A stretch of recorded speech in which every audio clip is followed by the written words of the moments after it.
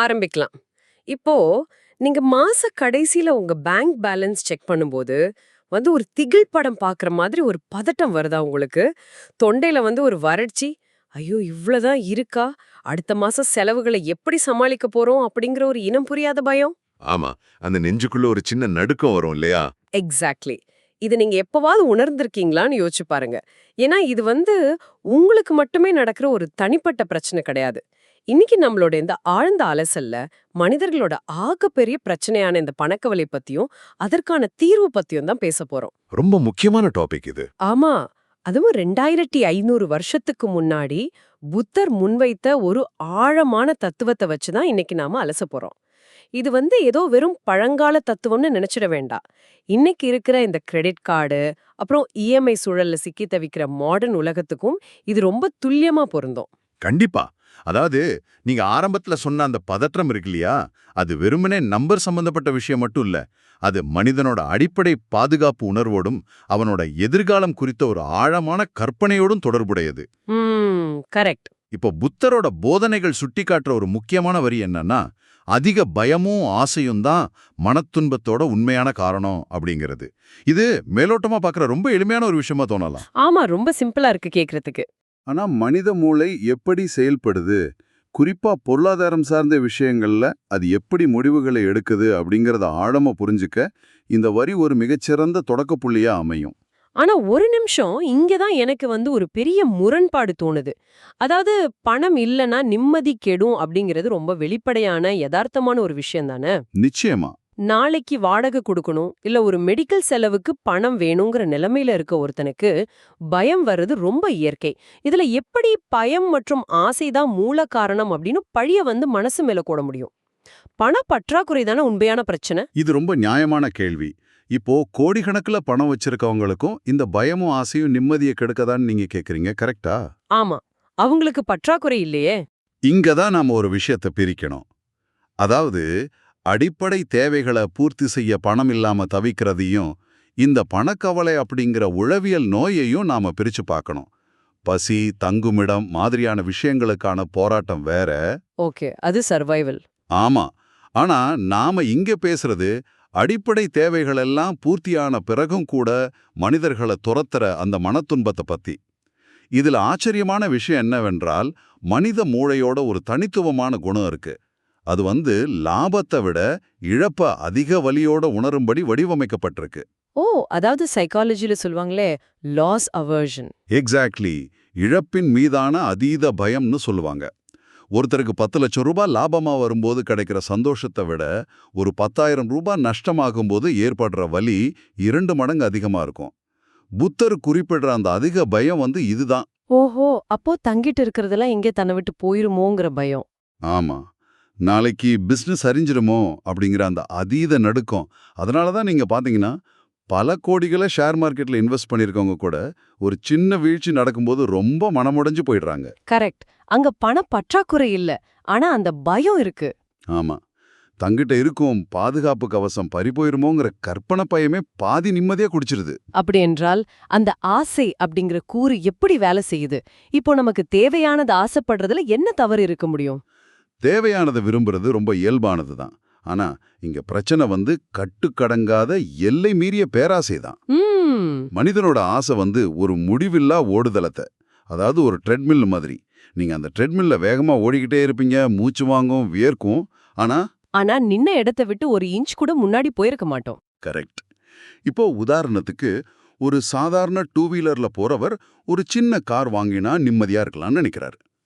Car வாங்கிய சில மாசத்திலேயே அந்த சந்தோஷம் பழகி போயிடுது. ஆமா, அது நார்மல் ஆயிடுது. இப்போ பக்கத்து வீட்டுக்காரர் வச்சிருக்க பெரிய லக்ஸரி காரை பார்த்ததும் தன் கார் சாதாரணமா தெரிய ஆரம்பிக்குது. அந்த பெரிய காரை வாங்கணுங்கிற ஆசை எழும்புது. அதுக்காக தன் தகுதிக்கு மீறிய ஒரு பெரிய கடனை வாங்குறாரு. அதாவது சோஷியல் மீடியால மத்தவங்க எப்படி வாழ்றாங்க அப்படிங்கறத பார்த்து தங்களையும் அறியாம ஒரு கம்பாரிசன், ஒரு ஒப்புமை போட்டிக்குள்ள நுழைஞ்சிடுறாங்க. நிச்சயமா. தங்கிட்ட இல்லாத ஒன்ன எப்படியாவது அடைஞ்சிடணுங்கிற அந்த வெறிதான் ராத்திரியில தூக்கத்தையே கெடுக்குது இல்லையா? அது மட்டும் இல்ல, அந்த ஆசையை நிறைவேற்ற அவங்க வாங்குற அந்த கடன் ஒரு புது பயத்தை உருவாக்குது. இந்த மாசம் இஎம்ஐ எப்படி கட்டுறது, வேலை போயிட்டா என்ன ஆகுறது அப்படிங்கிற பயம். இது ஒரு முடிவிற்ற சுழல். ஒரு விஷஸ் சைக்கிள் மாதிரி. ஆமா. ஆசை உங்களை ஒரு பொருளை வாங்க தூண்டுது. அதுக்காக நீங்க வாங்குற கடன் உங்க மனசுல பயத்தை விதைக்குது. ஆக ஏழையா இருந்தாலும் சரி, நடுத்தர வர்க்கமா இருந்தாலும் சரி, மிகப்பெரிய கோடீஸ்வரனா இருந்தாலும் சரி, அந்த இருப்பு பறிபோயிருமோங்கிற பயமும் இல்லாதத அடையணுங்கிற ஆசையும் தான் நிம்மதிய திருடுது. எக்ஸாக்ட்லி. அவங்க நிம்மதியை திருடும் உண்மையான கல்வர்கள் இது ரெண்டு தான் அப்படிங்கிறத புத்தரோட தத்துவம் ரொம்ப துல்லியமா அடையாளப்படுத்துது. இது நம்ம அன்றாடம் பார்க்குற ஒரு யதார்த்தம் தானே. ஆனா மூலக்கட்டுரையில இத தொடர்ந்து வர்ற ஒரு கருத்து ரொம்ப சிந்திக்க வைக்குது. அதாவது பணம் வேணும், ஆனா அதுக்காக மன நிம்மதியை இழக்கக்கூடாது அப்படின்னு அது சொல்லுது. ம். இப்போ பணமும் ஆசையும் தான் பிரச்சனைனா, பணமே வேண்டான்னு எல்லாவற்றையும் தொறந்துட்டு காட்டுக்கு போய்விடணும்னு அவங்க சொல்லல. இங்க தான் விஷயமே ரொம்ப சுவாரஸ்யமா மாறுது. இத நான் ஒரு வித்தியாசமான கோணத்துல பார்க்கறேன். சொல்லுங்க. மனிதர்கள் ஆழ்கடல்ல மூழ்கி முத்தெடுப்பத போல தான் இந்த வாழ்க்கை. ஆழ்கடலுக்குள்ள போறதுக்கு முதுகுல உள்ள ஆக்சிஜன் சிலிண்டர் ரொம்ப ரொம்ப அவசியம். கரெக்ட். பணம் அப்படிங்கிறது அந்த ஆக்சிஜன் சிலிண்டர் மாதிரி. அது இல்லாம இந்த மாடர்ன் உலகத்துல வாழவே முடியாது. ஆனா கடலுக்குள்ள போன ஒருத்தன் சுற்றி உள்ள அந்த அழகான கடற்பரப்பையோ இல்ல தான் எடுக்க வந்த முத்தையோ பார்க்காம எப்போதுமே முதுகுல இருக்கிற ஆக்சிஜன் அளவை காட்டும் மீட்டரையே பயத்தோட பாத்துக்கிட்டு இருந்தா என்ன ஆகும்? அவனோட பதற்றமே அவனோட சுவாசத்தை அதிகமாக்கிடும். ஆமா, உள்ள இருக்கிற ஆக்சிஜனை ரொம்ப வேகமா தீர்த்து விடும் இல்லையா? இந்த ஆழ்கடல் நீச்சல் உதாரணம் மிக ஆழமான ஒரு உண்மையை உணர்த்துது. பணத்தோட அவசியத்தை எந்த பழமையான தத்துவமும் முழுமையா நிராகரிக்கவே இல்லை. அவங்க முன்வைப்பது ஒரு நடுத்தர வழி, அதாவது ஒரு மிடில் பாத். ஒரு பேலன்ஸ் வேணும். கரெக்ட். இத ஒரு பரந்த கோணத்துல பார்த்தோம்னா பணத்தை தேடுற பயணம் தேவைதான். ஆனா அந்த பயணத்துல எதை தேடி புறப்பட்டோமோ அந்த மன நிம்மதி அப்படிங்கிற ஆகப்பெரிய பொக்கிஷத்தையே விலையாக கொடுத்து விடக்கூடாது அப்படிங்கிறது தான் அதோட சாரம். அது ரொம்ப முக்கியம். இன்னைக்கு இருக்கிற கார்ப்பரேட் உலகத்துல நீங்க பாத்தீங்கன்னா இந்த ஓயாத உழைப்பு மோகம், அதாவது ஹசில் கல்ச்சர்னு சொல்லுவாங்கல்ல, ஆமா, 24/7 வேலை செய்யறது. அந்த கலாச்சாரம் ரொம்ப பரவி வருது. தூக்கத்தை தொலைக்கிறது, குடும்பத்தோட செலவிட வேண்டிய நேரத்தை லேப்டாப்போட செலவிடுறது, மன அழுத்தத்தோட உச்சிக்கே போய் வேலை பார்க்கறத ஒரு பெரிய சாவனையா கொண்டாடுற மனநிலை உருவாகியிருக்கு. அதாவது மன நிம்மதியை கொடுத்து பணத்தை வாங்குறாங்க, அப்புறம் அந்த பணத்தை கொடுத்து ஹாஸ்பிட்டல்ல தூக்க மாத்திரைகளையும் பிரஷர் மாத்திரைகளையும் வாங்குறாங்க. இது ஒரு பெரிய முரண்பாடு. இந்த முரண்பாட்டைத்தான் புத்தரோட வழி ஒரு எச்சரிக்கையா முன்வைக்குது. ஆனா இதுலன்னு எப்படி வெளியே வர்றது? பணமும் வேணும், நிம்மதியும் வேணுங்கிற இந்த சமநிலைய, இந்த பேலன்ஸ் அடைவது எப்படி? அதுக்கான ஒரு ஃபார்முலாவை மூலக்கட்டுரை 3 தூண்களா முன்வைக்குது. அமைதியான மனம், தெளிவான சிந்தனை, பொறுமையான முயற்சி. இது 3 இருந்தா வாழ்க்கை மெதுவா மாற ஆரம்பிக்கும்னு அது சொல்லுது. ஆக இதோட முழு அர்த்தம் என்ன? இங்கே எனக்கு ஒரு பெரிய நடைமுறை சிக்கல் ஒண்ணு எழுகிறது. அது என்ன சிக்கல்? இப்போ இன்றைய உலகம் மிக மிக வேகமா இயங்கிக்கிட்டு இருக்கு. எல்லாமே நமக்கு உடனே வேணும். ஆன்லைன்ல ஆர்டர் பண்ணா சாப்பாடு 10 நிமிஷத்துல வீட்டு வாசல்ல இருக்கணும். ஒரு பட்டன் அழுத்தினா அடுத்த செகண்ட் லோன் அமௌண்ட் பேங்க் அக்கவுண்ட்ல விழணும். ஆமா, எல்லாம் இன்ஸ்டன்ட் ஆயிடுச்சு. இப்படிப்பட்ட ஒரு வேகமான உலகத்துல பொறுமையான முயற்சி, அப்புறம் வாழ்க்கை மெதுவாக மாற ஆரம்பிக்கும் அப்படிங்கிற வார்த்தைகள் சற்று முரண்பாடா தோணுதே. நமக்கு உடனடியாக தீர்வுகள் தேவைப்படுதே, ஏன் பொறுமையா மெதுவா மாறணும்? இது ஒரு முக்கியமான கேள்வி எழுப்புது. இந்த உடனடி தீர்வுகளுக்கான இயக்கம் இருக்கு இல்லையா, அதுதான் நவீன உலகத்தோட மிகப்பெரிய நிதி வீழ்ச்சிகளுக்கு ஆணிவேர். ஓ, அப்படியா? நீங்க கேட்ட இந்த முரண்பாட்டில் தான் மிகப்பெரிய உளவியல் சூட்சமும் அடங்கியிருக்கு. நம்முடைய மூளையோட அமைப்பை பார்த்தோம்னா அது ஏதோ ஒரு அச்சுறுத்தலை உணரும்போது தர்க்க ரீதியாக, அதாவது லாஜிக்கலா சிந்திக்கும் பகுதியை முடக்கிட்டு உணர்ச்சி வசப்பட்டு செயல்படும் பகுதியை தூண்டிவிடும். Oh, okay. Emotional brain take over பண்ணிடும். எக்ஸாக்ட்லி. பணக்கவலையில் இருக்கிற ஒருத்தர்கிட்ட இந்த உணர்ச்சி பகுதி தான் அதிகமா ஆதிக்கம் செலுத்தும். கடன் தொல்லை கழுத்தை நெரிக்கும் போது அந்த நொடி பதற்றத்திலிருந்து தப்பிக்க அதீத வட்டிக்கு இன்னொரு கடனை வாங்குவார். ஆமா, உடனே ஒரு ரிலீஃப் வேணும்னு. ஆனா அது உடனடி தீர்வு போல தெரியும். உண்மையில அது ஒரு மரணப்பொறி. அதனால தான் இந்த மாற்றத்துக்கான செயல்முறையை மிக துல்லியமா 3 படிநிலைகளா ஒரு சீக்வன்ஸா அமைத்திருக்கிறார்கள். அதாவது பதற்றத்துல எடுக்கப்படும் எந்த ஒரு நிதி சார்ந்த முடிவும் மேலும் பெரிய சிக்கலை தான் கொண்டு போய்விடுன்னு சொல்றீங்க. அப்ப இந்த 3 படிகள் அந்த பதற்றத்தை எப்படி கையாளுகின்றன? முதல் படி அமைதியான மனம். இது ஏதோ கண்களை மூடிக்கிட்டு அப்படியே தியானம் செய்யறது மட்டும் கிடையாது. மூளையோட தர்க்க பகுதியை மீண்டும் விழிப்படைய செய்யறது. பிரச்சனை இருக்குங்கிறத ஏத்துக்கொண்டு பதற்றத்தை ஓரம் கட்டுறது. ஏன்னா பயத்துல இருக்கும்போது கணக்கு மூளைக்குள்ள ஏறாது. கரெக்ட். மனம் எப்போ ஓரளவுக்கு அமைதி அடையுதோ அப்போதான் இரண்டாவது படியான தெளிவான சிந்தனை பிறக்கும். அந்த கிளியர் திங்கிங். ஆமா, தெளிவான சிந்தனை அப்படிங்கிறது ஒரு பேப்பரையும் பேனாவையும் எடுத்து தன்னுடைய உண்மையான வருமானம் என்ன, அவசியமான செலவுகள் எது, வீணான ஆடம்பர செலவுகள் எதுன்னு எந்த எமோஷனும் இல்லாம லாஜிக்கலா பார்க்கறது. ஓ, இத நான் இப்படி புரிஞ்சுக்கிறேன். இப்போ சோஷியல் மீடியால ஒரு விளம்பரத்தை பார்க்கறோம், இல்ல நண்பர்கள் எல்லாரும் ஒரு புது காஸ்ட்லியான மொபைல் போனை வாங்குறாங்க. உடனே நமக்கும் அந்த ஆசை வருது. ஆமா, அது இயல்புதான். கையில காசு இல்ல, ஆனா ஆஃபர்ல கிடைக்குது, இஎம்ஐல கிடைக்குதுன்னு மூளை அந்த உடனடி இன்பத்துக்காக ஏங்குது. ஆனா அமைதியான மனமும் தெளிவான சிந்தனையும் இருந்தா அந்த செகண்ட்ல இது என் தற்போதைய நிதி நிலைமைக்கு செட் ஆகுமா, இந்த இஎம்ஐ அடுத்த 12 மாசத்துக்கு என் கழுத்தை நெரிக்குமா அப்படிங்கிற பகுத்தறிவு வேலை செய்ய தொடங்கும் இல்லையா?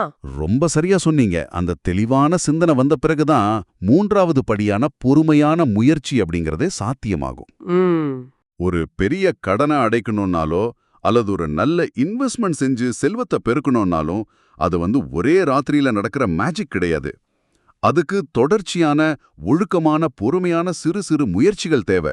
அதனாலதான் வாழ்க்கை மெதுவாக மாற ஆரம்பிக்கும்னு அந்த கட்டுரை ஆணித்தரமா சொல்லுது. ஆமா, சிறுக சிறுக சேமித்து காம்பவுண்டிங் மூலமா வளரும் செல்வம்தான் பல தலைமுறைகளுக்கு நிலைத்து நிற்கும். ஒரே ராத்திரியில கிடைக்கிற எந்த ஒரு நிதி ஏற்றமும் அடுத்த சில மாசங்களிலே காணாம போயிடுங்கிறத பலரோட வாழ்க்கையில நாம பார்த்திருக்கோம். அது உண்மைதான். இந்த 3 தூண்டுகளும் ஒன்றோடொன்று பிரிக்க முடியாதபடி பின்னப்பட்டவை. இந்த பொறுமையான முயற்சியோட தொடர்ச்சியா கட்டுரையின் இறுதிப் பகுதிக்கு நாம இப்ப வரோம். மன அமைதி இருந்தால் பாதையும் தெளிவாக தெரியும்னு ஒரு ரொம்ப அழகான வரி வருது. ஆமா, ரொம்ப ஆழமான வரி அது. இத நான் கற்பனை பண்ணி பாக்குறேன். ஒரு இருண்ட அறையில டார்ச் லைட் கிடைக்கிற மாதிரி, இல்லனா ஒரு அடர்ந்த பனிமூட்டத்துக்குள்ள நாம ஒரு காரை ஓட்டிட்டு போறோம்னு வச்சுக்கோங்க. பனிமூட்டம் சூழ்ந்திருக்கும் போது எதிரே என்ன இருக்குன்னே நமக்கு தெரியாது இல்லையா? பயத்துல நாம வண்டியை இஷ்டத்துக்கு அங்கேயும் இங்கும் திருப்புவோம், இல்லனா தப்பான பாதையில போய் பள்ளத்துல விழுந்துருவோம். எக்ஸாக்ட்லி. அந்த அமைதியான மனம் அப்படிங்கிறது இந்த பனிமூட்டம் மெல்ல மெல்ல விலகுற மாதிரி. பனி விலகுன உடனே அங்க புதுசா எந்த ரோடும் உருவாக போறதில்ல. ஏற்கனவே அங்க இருக்கிற பாதுகாப்பான பாதை நமக்கு ரொம்ப தெளிவா தெரிய ஆரம்பிக்கும். அருமையான ஒப்புமை இது. நம்ம நிதி பிரச்சனைகள்ல இருந்து விடுபடுவதற்கான வழியும் அப்படிதான் வெளிப்படும்னு எனக்கு தோணுது. இது மிகச்சிறந்த பார்வை. நாம பணக்கவலையில உழலும்போது நம்மை சுத்தி ஒரு மாய பனிமூட்டத்தை நாமளே உருவாக்கிக்கிறோம். ஆமா, எப்படி இந்த மாச கடனை கட்டுறது, குழந்தை படிப்புக்கு என்ன பண்றதுன்னு நூத்துக்கணக்கான கேள்விகள் மூளையை ஆக்கிரமிக்குது. அந்த பதற்றத்துல என்ன ஆகுதுன்னா, தேவையில்லாத சப்ஸ்கிரிப்ஷன்களை கேன்சல் பண்றது, பயன்படாத பொருட்களை வித்து சின்ன சின்ன கடன்கள் அடைக்கிறது, இல்லைனா தற்போதைய வேலையோட ஒரு பார்ட் டைம் வேலை செய்யறது மாதிரியான ரொம்ப எளிமையான நடைமுறைக்கு சாத்தியமான தீர்வுகள் கூட நம்ம கண்ணுக்கு தெரியாம போயிடுது. கரெக்ட். எப்ப நாம அந்த பயத்தையும் அடுத்தவங்கள போல வாழணுங்கிற ஆசையும் தள்ளி வச்சுட்டு மனசை அமைதியாக்குறோமோ, அப்போ அந்த தீர்வுகள் தானாகவே நம்ம கண்முன்னே விரியும். அந்த தெளிவுதான் ஒருத்தர் வீழ்ச்சியிலிருந்து மீட்டெடுத்து மேல் நோக்கி பயணிக்க வைக்கும். ஆக இன்னைக்கு நாம விவாதித்த இந்த விஷயங்கள் எல்லாம் ஒன்றிணைத்து பார்த்தோம்னா நமக்கு ஒரு தெளிவான சித்திரம் கிடைக்குது. கண்டிப்பா. பணக்கவலை அப்படிங்கிறது வெறுமனே நம்ம பேங்க் அக்கவுண்ட்ல பணம் இல்லாததால் உருவாகும் ஒரு வெளிக்காரணி மட்டும் கிடையாது. அது இருக்கிறத காப்பாத்திக் கொள்ள வேண்டும்ங்கிற பயத்தோட வெளிப்பாடு மற்றும் இல்லாதத தகுதிக்கு மீறியத அடையணுங்கிற அதீத ஆசையோட வெளிப்பாடு. சரியா சொன்னீங்க. ஆழ்கடல் நீச்சலுக்கு ஆக்சிஜன் எவ்வளவு அவசியமோ அதுபோல நவீன வாழ்க்கைக்கு பணம் ரொம்ப அவசியம். ஆனா அந்த பணத்தை சம்பாதிக்கிறதுக்காகவோ இல்ல ஆடம்பரங்களை குவிக்கிறதுக்காகவோ நமது மன நிம்மதியை நம்ம விலையா கொடுத்துடக்கூடாது. ஆமா. அந்த நிம்மதியை தக்க வைத்துக் கொள்ள ஒரு அமைதியான மனதை வளர்த்து தர்க்கரீதியான தெளிவான சிந்தனையோட பொறுமையான சிறு சிறு நிதி முயற்சிகளை நம்ம தொடர்ந்து மேற்கொண்டா நமது வாழ்க்கை நிச்சயம் ஆரோக்கியமான முறையில மாறும். பனிமூட்டம் விலகுறது போல நம்ம செல்ல வேண்டிய பாதுகாப்பான பாதை தானாகவே தெளிவா தெரியும். இது வெறும் தத்துவார்த்த பேச்சு கிடையாது. இது நவீன கன்சியூமர் கல்ச்சர்ல இருந்து நுகர்வோர் கலாச்சாரத்தோட பிடியிலிருந்து தப்பிப்பதற்கான ஒரு பிராக்டிக்கலான உத்தி. பணத்துடனான நமது உறவை எப்படி ஒரு எஜமானன் அடிமை அப்படிங்கிற நிலையிலிருந்து ஒரு சமநிலையான உறவா மாற்றுவது அப்படிங்கிறதுக்கான உளவியல் வரைபடம் இது. இந்த ஆழ்ந்த அலசலை முடிப்பதற்கு முன்னாடி இதை தொடர்ந்து கேட்டுக்கொண்டிருக்கும் உங்களிடம் ஒரு புதிய சிந்தனையை நாங்க விட்டுச் செல்ல விரும்புறோம். இன்னைக்கு நம்ம வாழ்ற உலகத்துல மிகப்பெரிய கார்ப்பரேட் நிறுவனங்கள், விளம்பர நிறுவனங்கள், அப்புறம் இந்த லோன் ஆப்ஸ் எல்லாமே பல்லாயிரம் கோடிகளை செலவழிச்சு உங்களுடைய பயத்தையும் ஆசையும் தூண்டிவிட காத்திருக்காங்க. நீங்க பயப்படணும், நீங்க மத்தவங்கள பார்த்து ஆசைப்படணும், அப்போதான் அவங்க தங்கள் பொருட்களை விற்க முடியும். எக்ஸாக்ட்லி. அப்படிப்பட்ட ஒரு சூழ்நிலையில உங்களுடைய மன அமைதிய எந்த விலை கொடுத்தும் பாதுகாப்பது அப்படிங்கிறது ஏதோ ஒரு செல்ஃப் ஹெல்ப், சுய முன்னேற்றம் சார்ந்த விஷயம் மட்டும் கிடையாது. அது உங்களை சுரண்ட நினைக்கும் இந்த நவீன சந்தை பொருளாதாரத்திற்கு எதிரா நீங்க செய்யற ஒரு மாபெரும் நிதி புரட்சி. ரொம்ப ஆழமான ஒரு பாயிண்ட் இது. நாளையிலிருந்து உங்க கைகள்ல வர்ற எந்த ஒரு சிறு தொகையை செலவழிக்கும் முன்பும் அல்லது ஒரு புது கடனுக்கான அக்ரி பட்டனை அழுத்தும் முன்பும் இத நான் நிம்மதியான மனநிலையில எடுக்கிறேனா அல்லது பயம் மற்றும் ஆசையோட தூண்டுதலால எடுக்கிறேனா அப்படின்னு உங்களை நீங்களே கேட்டுக்கோங்க. அந்த ஒரு நொடி தெளிவு உங்க எதிர்காலத்தையே மாற்றியமைக்கும். நிச்சயமா மாற்றும். உங்க நேரத்திற்கும் எங்களுடனான இந்த ஆழமான பயணத்திற்கும் மிக்க நன்றி. தொடர்ந்து சிந்திப்போம், மீண்டும் சந்திப்போம்.